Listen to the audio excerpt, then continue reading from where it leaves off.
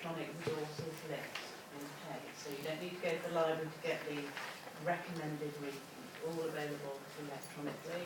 All seems to be working okay at the moment. There is a book available electronically, which is this one, and it looks like that. So it's hard copy, looks like this. As I said, it's available electronically, and we'll use this book quite a bit. It's called The ABC of Mental Health. Okay, by Davies. All available electronically through Mhld, but that's what it looks like. And I find it quite difficult to think about what books look like when you're just looking at them through the electronic access. Okay. So we're in week 1, so our handouts and the video clips that we'll have a look at are in this week 1 folder until today. So we'll just get rid of that. Go back to the slide.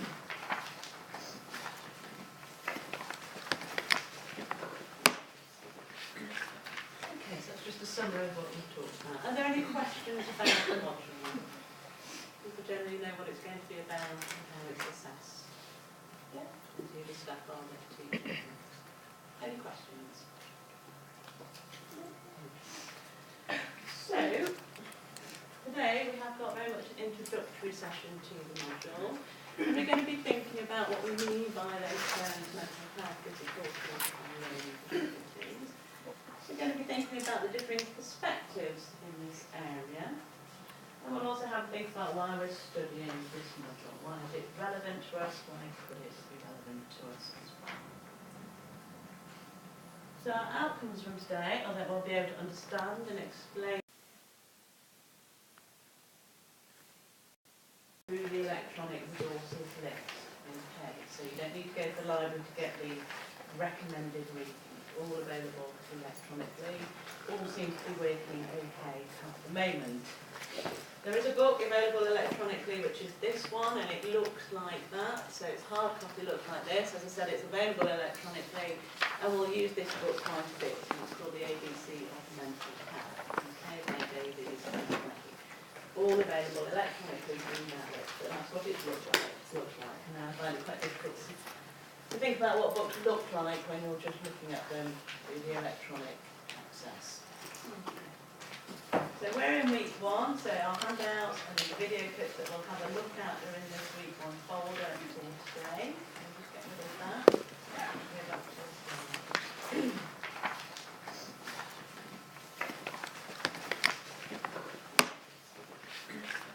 Okay, so that's just a summary of what we've talked about. Are there any questions about the module? People generally know what it's going to be about and how it's assessed. Yeah. And who the staff are that teach. Any questions? So, today we have got very much an introductory session to the module. And we're going to be thinking about what we mean by those terms, mental health, physical, and learning difficulties. We're going to be thinking about the different perspectives in this area. And we'll also have a think about why we're studying this module. Why is it relevant to us? Why could it be relevant to us as well? So our outcomes from today are that we'll be able to understand and explain difficulties. We'll have some awareness of the development of medical model approaches, which are particularly apparent within the field of mental health difficulties. And as we said before, we'll think about why this is relevant to our studies and what we're doing. So just to wake us all up a bit, okay, so just have a think over. So in your own views, this will be your own personal views informed by your own experiences. Okay. In the UK, what is the society's perceptions of mental health difficulties? What do you see about this in the paper, if you read a paper? Look at stuff online, watch the telly, etc. What do you feel is society's perceptions of mental health difficulties? And what would you say informs those perceptions that you have? Okay, so just a few minutes, jot down some points, have a chat with your neighbour, swap your pieces of paper over, and we'll see what people think. 2 minutes. Timing it.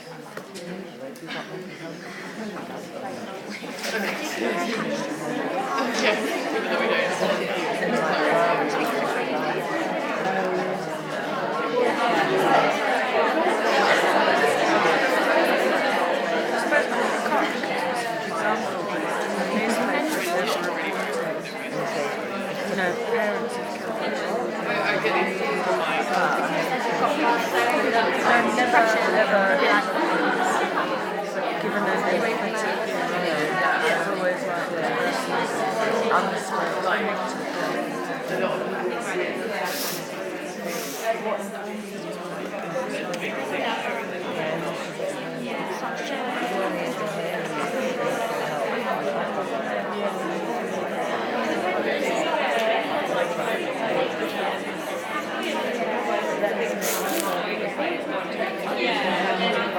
Minority, but across the kind of population sort of perspective, so minority problem. Okay.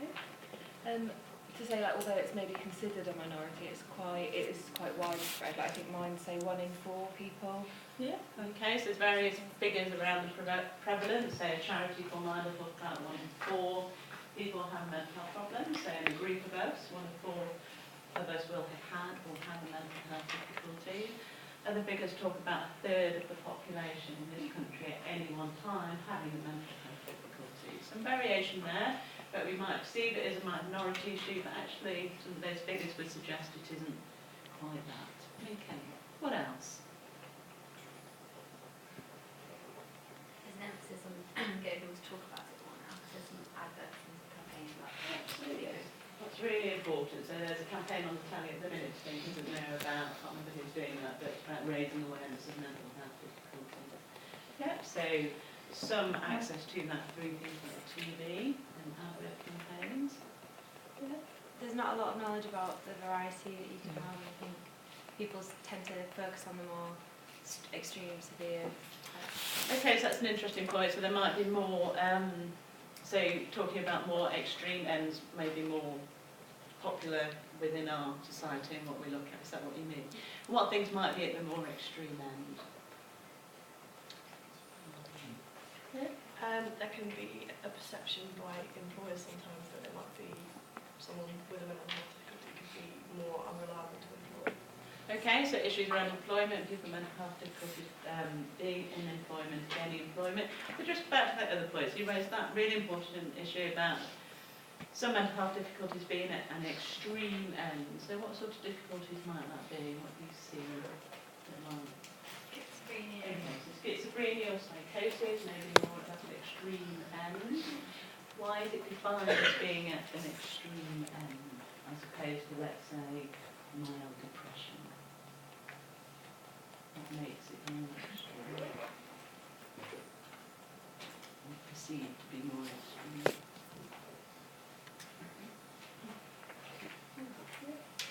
I guess the treatment of it is quite extreme in terms of people can be sectioned Okay. quite strong. Yeah, so people with psychosis under the mental health difficulty may be sectioned. So within that diagnosis of schizophrenia, there's some very unusual behaviours that may put that person at risk of harm to themselves and potentially to other people. So it's about behaviours that the person presents with. Okay.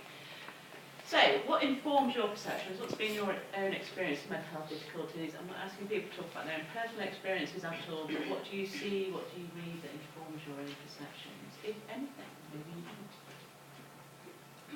It's the same again, like in the media they focus on the extreme, so if someone's doing abnormal behaviour and that's what is important. Yeah, okay, so media tends to pick up on very extreme cases, yeah. In films as well, they can put entertainment value. Yeah, okay, so absolutely, so in particular thriller type films, there may be somebody who has portrayed as having quite significant mental health problems. Yeah. Anything else? Okay, just people in society, how they used to describe situations. You'll hear people say, oh, it's crazy, it's mad, or schizo when somebody's... Yeah, we talk about people being crazy or mad or schizo, that's a good point, you can hear that banded around, yeah, being quite negative. Yeah. Anything else people have come across that may have informed your experiences? No? So a couple of thoughts there, so let's have a look at the next slide and have a think about issues around terminology. So we're thinking about mental health difficulties and learning difficulties, and they're both classified as what get called a mental disorder. And some people may feel that that term itself is quite negative, okay, but that's Medical models, that is the current currency, we're talking about mental disorders. Mental disorder comes from the field of psychiatry, okay, and psychiatry is everywhere. Psychiatrists will have gone through all the same medical training and then specialised in psychiatry. They will have done the same sort of medical training as, say, a surgeon, for example, a GP, etc., but then specialised in psychiatry. Mental disorder seems quite a vague term, and when we talk about mental health difficulty, it's often quite difficult to pinpoint exactly what we're talking about.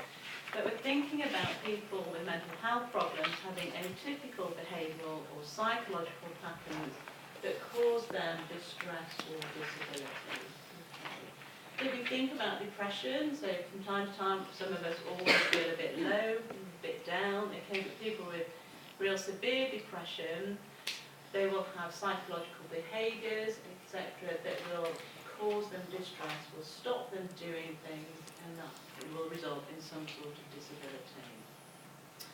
Lots of different mental disorders or mental health difficulties, so things like mood disorders, okay, depression is an example of a mood disorder, anxiety disorders, so severe phobias, an example of that.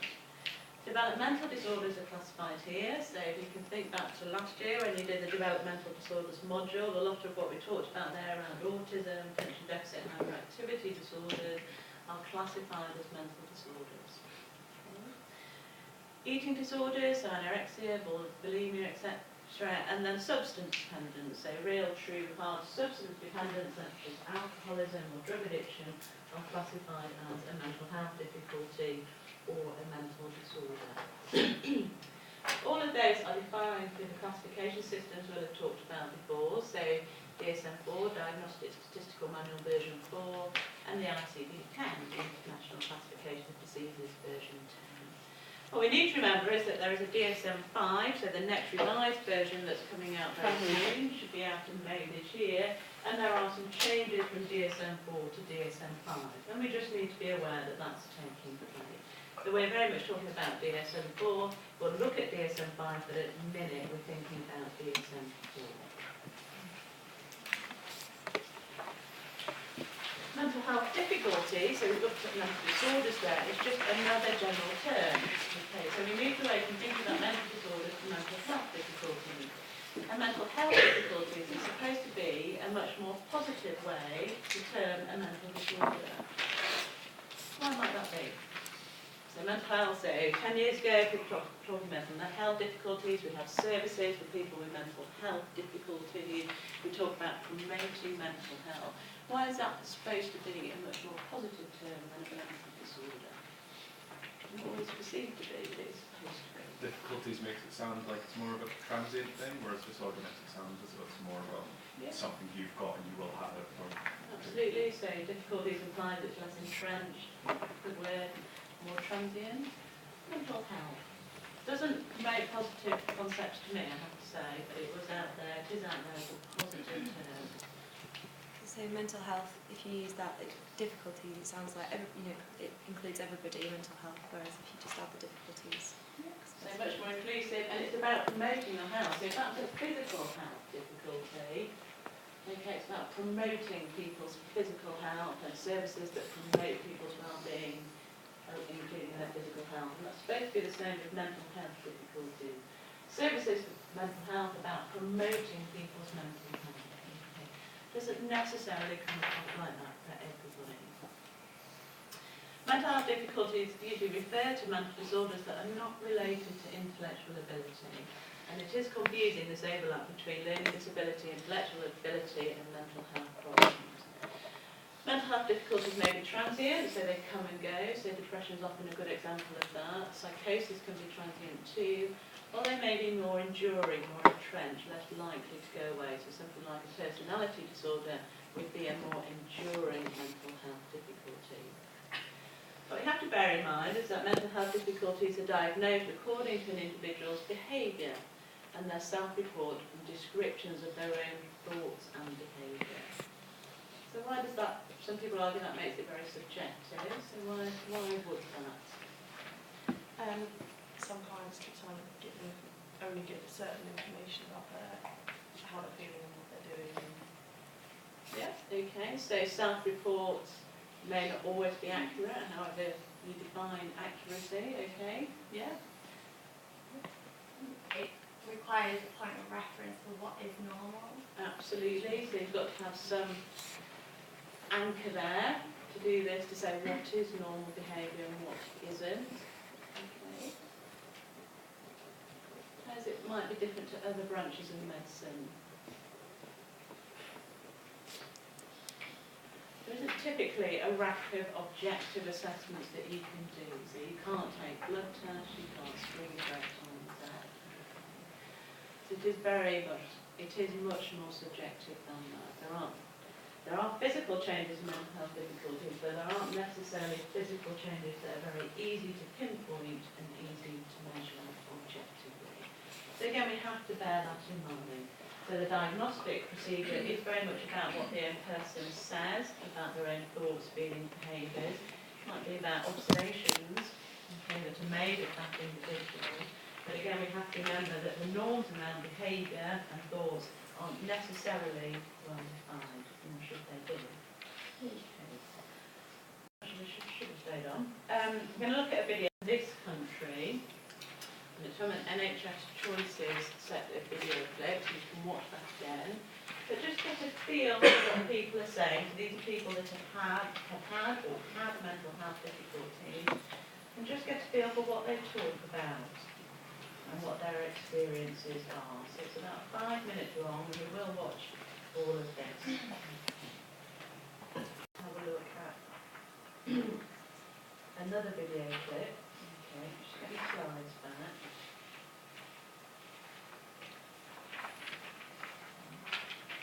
We'll look at a video clip about mental health in the developing world. Okay, so we've looked at one about the UK, developed country. We're going to have a look at one about mental health in the developing world. This is a video clip from the World Health Organisation. And we're going to have a think about how this is different and why there is different. So it's about 45 minutes of this.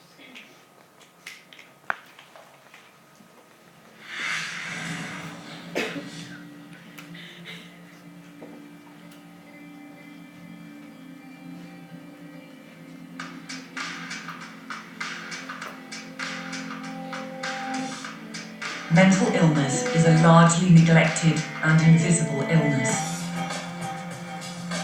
Its symptoms cannot be detected in a simple blood test.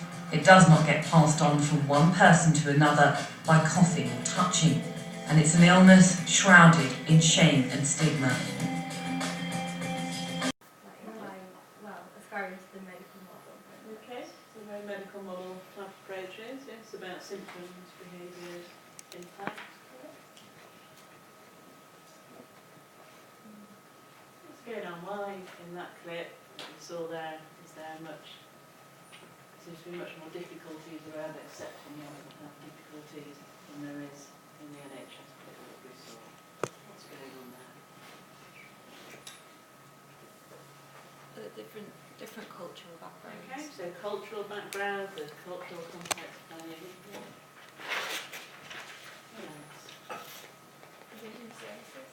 Okay, vision of the services, very different. Okay.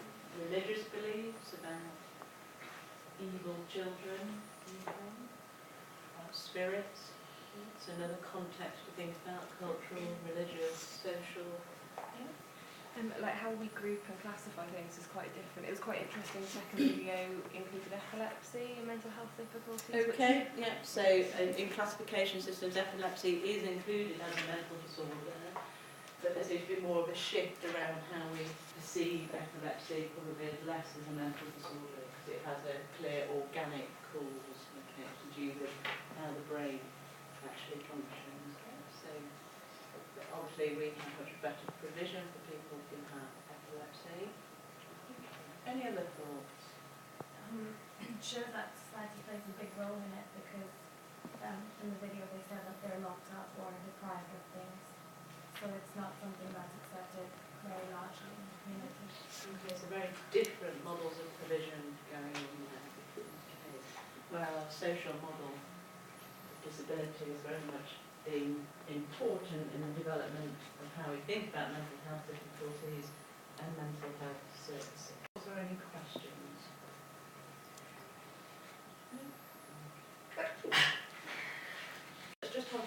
learning difficulties and a recap on that. So why do we think about learning difficulties? We remember from last year, for example, learning difficulties are classified as specific type of mental still. And this term relates specifically to the impairment of intellectual functioning. And if we remember, we talk about intellectual functioning being measured through things like an IQ test, but also through what we call adaptive social functioning. So people with learning difficulties who access learning difficulties or disability services will usually have a lower than normal level of IQ, okay, but importantly will have difficulties in their social functioning, so how independent they are, how well they can cope in the educational curriculum too.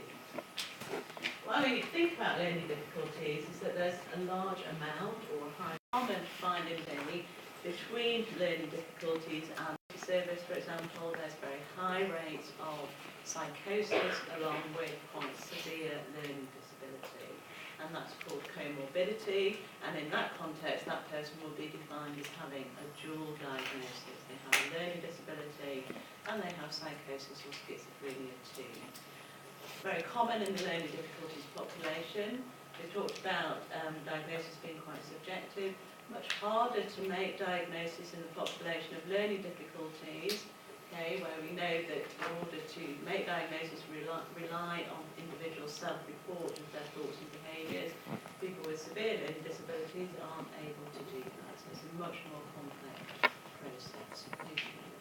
We have to remember they're not mutually exclusive.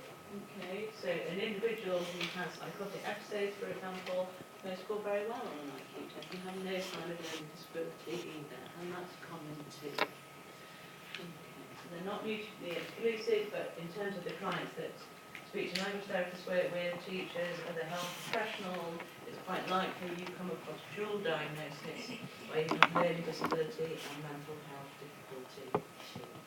Now we'll have a look at a final video clip that highlights some of that comorbidity. Those of you that are particularly on the ball will know that you've seen this before. Okay, so just have a look at it. It gives a very nice example of comorbidity of an individual with high functioning autism or Asperger's syndrome who had an anxiety disorder as well. I think I'd say that... I'm going to do some talking. History of services, provision and understanding of mental health difficulties, particularly in this country. So we need to know more about the different perspectives from understanding mental disorders, mental health difficulties, and that should help us to understand much more about the nature of those disorders and the impact of them on the individual, their family and society. And more broadly, from a medical perspective and a social perspective. What do you know about the history of mental health difficulties, mental disorder? What have you seen on the show? There's a series on Sunday nights, The Ripper Street, that often goes into asylums in about 1910 or so, full of mad people. Okay, what's the history here? What's gone on over the last 100 years? Any ideas? Become more accepted. Okay. What sort of terminology was there around 100 years ago? Somebody was psychotic, has schizophrenia. How do people describe them? They were mad. They were mad, absolutely. And what happened to mad people? Locked up. They were locked up in silence. Okay. So there's some history here about how we come to think about it. And some of that history still pervades today. So a couple of points. So interestingly, the classification of mental disorders is defined by medicine, but it's also been very heavily influenced by the social changes across the past 4 centuries. So if you think way back, those of you that did any history at school, so before the 17th century, if somebody was mad, that was very much a private matter that was treated within the family. So if we think about Jane Eyre, what happened to Rochester's mad wife? She was Locked in the attic. locked in an attic. Okay, that was quite common. It was treated within family. Society changes, okay, and then sorts of issues began to be treated as a problem of society, but very much dealt with morally or spiritually. So there's a large religious overlay to it. So priests, vicars would be called in to exorcise the evil demons from the person's body, for example. Further changes, it was seen as a medical type problem, an organic problem related to the brain, the mind, etc. And it could be cured in houses, so people would be sent to somewhere, locked up for the rest of their lives, treated with very barbaric procedures. They may have had parts of their brain removed, for example.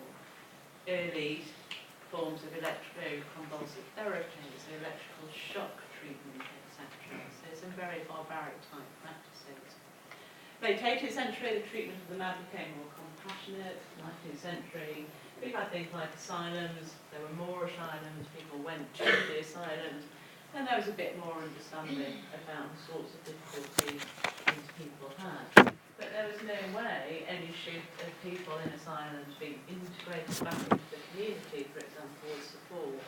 There was no provision around helping people to stay in their homes for as long as possible with support. It was very much removing people from society because they were a danger to society, or people just did not understand how to manage their own thoughts and feelings about those people. Medical perspective has been very strong, okay. Psychiatry is a very strong, it's not the strongest branch of thought really that plays into mental health difficulties. So if you have a mental health difficulties, you are diagnosed either by a GP or a psychiatrist or somebody who specialises in psychiatry. So there's still this system of diagnosis and treatment. Okay. We think about mental disorders according to medical disease models. That just means that we talk about a process of assessments. We look at symptoms, okay, that the person's presented with. Something going wrong or not working. So depression is a good example of this. Lots of research to say that depression is caused by biochemical changes in the brain. If you take a certain form of antidepressants, that changes that biochemistry and should lift those symptoms. Quite a complex set of things going on there. Research within a medical perspective is very biological, so we look at the genetics of schizophrenia. Is there a gene for schizophrenia? What happens in the brain? Does it work differently if somebody has schizophrenia, etc.? Do lots of things like brain scans to try and understand that more. And that's very much around the idea that you can cure some of these mental health difficulties. So if you identify the problem, you can put in some treatment, and there will be a curative type model. But we know within mental health services that it isn't as straightforward as that. So the social perspectives are and have been very strong within this field. So in the 60s and 70s, there's a bit of theory really about this. There was a reaction within psychiatry against the traditional approaches to managing mental disorders. And that's something that's called the anti-psychiatry movement. In this country, mainstream psychiatry does take on board the social models very strongly. So it's not about medication only, it's about changing someone's circumstances, supporting them to manage their mental health difficulty too. Users, so the current emphasis we have across the NHS about involving client service users in their services very much came from the mental health provision. The service users are actively involved in their treatment, their provision, etc., and how that works. So two different perspectives to think about in this module will bring some of that together. So final thought in the last few minutes. So why are we thinking about this? Why are we doing this module? So why could it be relevant or important? The speech and language therapy students here, I can guarantee that the majority of you will at some point come across and or work with clients who have mental health difficulties, and you need to be aware of what those difficulties present as and how you can work with those people if appropriate, and that can be adults and the elderly too. So somebody can have a stroke, have a failure as a result of a stroke, and have severe depression too, and that severe depression will impact on how you can work with that person in terms of their communication. Children with autism, learning disability will often have mental health problems, and that may be due to attachment issues, due to chaotic parenting, for example, maybe due to anxiety disorders, maybe due to ADHD, etc. The elderly, a lot of focus at the minute on the NHS funding around services for the elderly, particularly people with dementia. How do you work on communication skills, disclosure, etc. with somebody who has severe dementia? What is dementia? How does it evolve? What happens to those people? So I can guarantee that the majority of you will at some point come across and work with people with mental health difficulties. The other students here, okay, maybe here because of the interest of the module, maybe that you go into teaching, social work, the police force, again you will come across and work with people with mental health difficulties through those types of occupation. So we need to know the context of mental health difficulties, we need to know how their services work, we need to understand what the role of a professional is within a multidisciplinary or an agency team. So how do you work with psychiatrists, teachers, health professionals, etc. And if we're working with people with mental health difficulties, we may have our own preconceptions about what that is, whether we can do it, whether we can't do it. And hopefully through this module we'll learn much more about it, be better informed, and therefore potentially be more positive about working with people who have mental health difficulties. So that's why we're here, and that's why we're doing it. So we've talked today about the terms